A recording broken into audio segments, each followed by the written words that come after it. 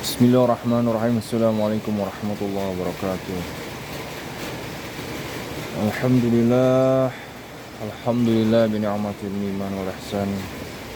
Alhamdulillahilladzi ja'alallahu aminan wal mu'minan wa sayyidana bi ruhil qudsi wa nazalahu ruhu sultani ثم روح سران رواني ثم روح جسماني يشهد بأنه لا إله إلا الله ويشهد أن محمد عبده ورسوله اللهم صل على سيدنا محمد وعلى آله وأصحابه ومن تبعه ومن والاه.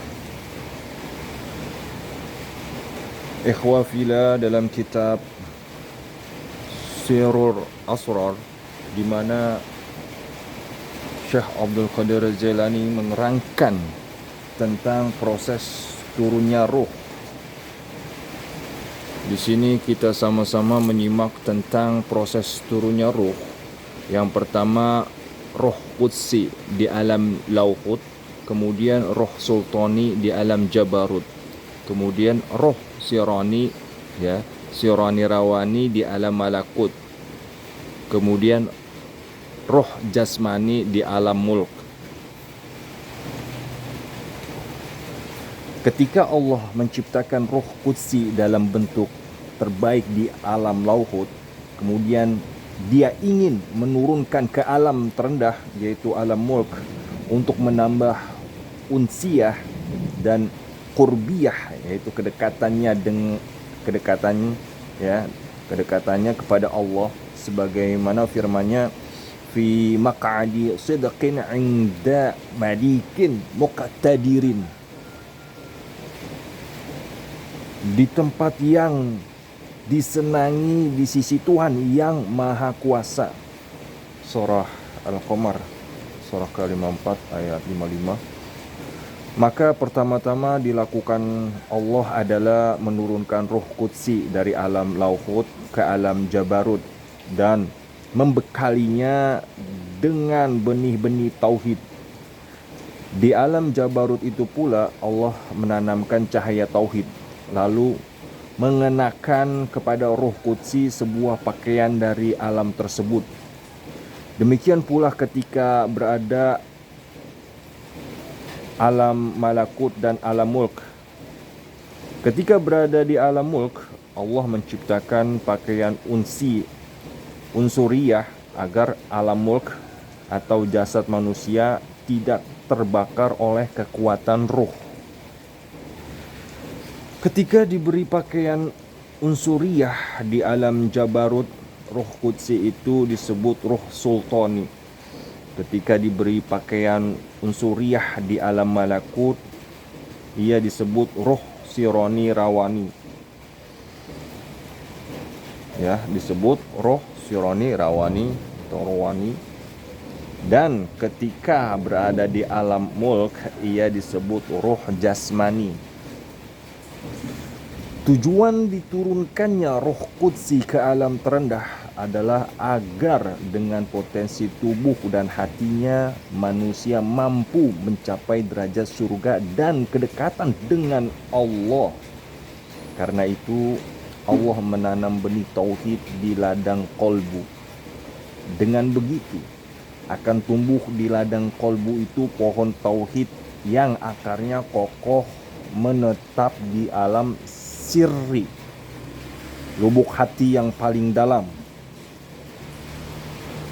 Dari pohon itu akan menghasilkan buah tauhid untuk menggapai ridho Allah Subhanahu wa taala. Selain itu, Allah juga menanam benih syariat di dalam tubuh manusia agar tumbuh pohon syariat. Buah dari pohon syariat itulah yang akan mengantarkan manusia masuk ke surga. Kemudian Allah memerintahkan semua jenis roh itu memasuki jasad dan menyemayamkan di tempatnya masing-masing. Tempat roh jasmani dalam tubuh adalah antara daging dan darah. Tempat roh sironi, tempat roh sironi rawani adalah hati atau kolbu. Tempat roh sultani adalah fuad. Tempat roh qudsi adalah sirri. Setiap roh memiliki ruang edar di negeri wujud dengan potensi, hasil dan manfaat yang tak akan sia-sia. Karena itu setiap orang harus mengetahui cara bermuamalah dengan masing-masing roh tersebut. Di akhirat kelak, semua manusia akan dimintai pertanggungjawaban atas perbuatannya di dunia ini. Afala ya'lamu idza bu'thira ma fil qubur wa hussila ma fis sudur. Maka apakah dia tidak mengetahui apabila dibangkitkan apa yang ada di dalam kubur dan dilahirkan apa yang ada di dalam dada? Surah Al-Adiyat ayat 9-10, surah ke-100.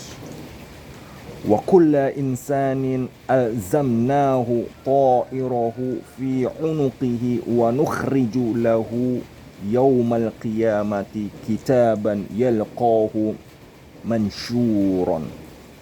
Dan tiap-tiap manusia itu telah kami tetapkan amal perbuatannya sebagaimana tetapnya kalung pada lehernya. Dan kami keluarkan baginya pada hari kiamat sebuah kitab yang dijumpainya terbuka. Surah Al-Isra, surah ke-17 ayat 13. Demikianlah tentang proses turunnya roh yang dijelaskan oleh Syekh Abdul Qadir Jailani di dalam kitab Sirrul Asrar, rahasia di balik rahasia menemukan hakikat Allah. Mudah-mudahan bermanfaat dan kita bisa mengambil hikmah pembelajarannya. Assalamualaikum warahmatullahi wabarakatuh.